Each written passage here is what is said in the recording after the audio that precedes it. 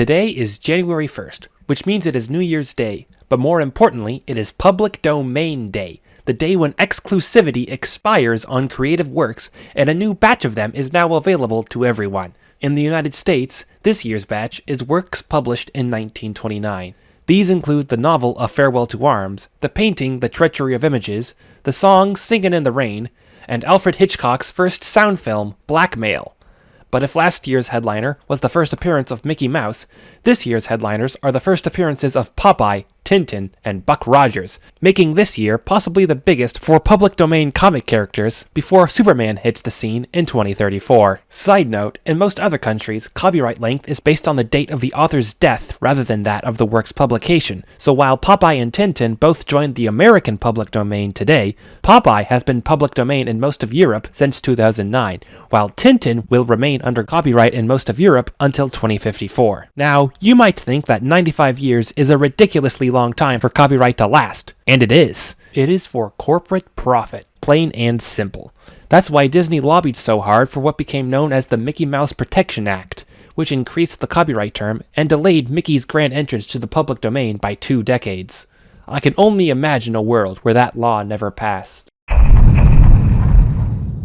Today is January 1st, which means it is the 8th day of Christmas, but more importantly, it is Public Domain Day, the day when art slips out of the corporate world's tight grasp and into the hands of the public. This year's crop is works published in 1949, including the novel 1984, the song Rudolph the Red-Nosed Reindeer, the board game Clue, and Fast and Furious, the first Roadrunner and Wile E. Coyote cartoon. Personally, I think 75 years is a really long time to have an exclusive monopoly on an idea. But it wasn't always this way. In 1976, the term length was increased by nearly 20 years. I wonder what it would be like if the term increase had never taken effect.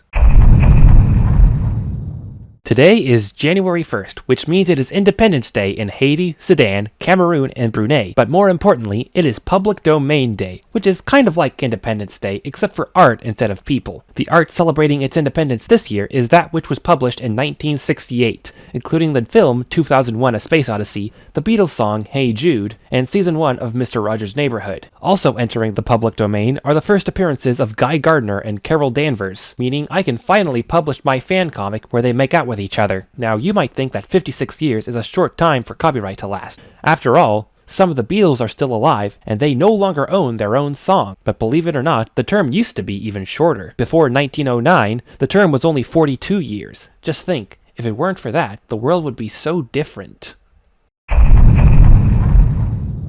Today is January 1st, which means it is the official birthday of every horse. But more importantly, it is Public Domain Day, the day when monopolies expire and fanfiction becomes legal. Some highlights entering the public domain include Africa by Toto, the first 13 episodes of Knight Rider, and the movie E.T., along with its infamous video game adaptation. Speaking of video games, you know that emulator that you use to play Mario 64 on your computer? That would have been totally legal, if not for the fact that Congress extended the length of copyright in 1831 at the urging of Noah Webster, who must have wanted longer copyright protection for his dictionary. Imagine if he hadn't pushed so hard for those extra 14 years. Today is January 1st, which means it is the last day of Kwanzaa, but more importantly, it is Public Domain Day, the day when authors lose their exclusive rights and the public gets their grimy little hands on some juicy intellectual property. And this year, it is very juicy indeed. Space Jam, Fight Club, Inuyasha, Yu-Gi-Oh!, Blue's Clues, Crash Bandicoot, Tomb Raider, and Game of Thrones were all first published in 1996, meaning their 28-year copyright is up. Not to mention the arguable headliner in this packed class of 2025, Pocket Monsters Red and Green, the first entry in the Pokemon franchise. Now, some among you might think that 28 years is a weirdly specific time for intellectual property rights to last, but I think it feels just right, and it's the way it's always been, ever since copyright as we know it was invented with the Statute of Anne in 1709. But imagine if the copyright term were longer.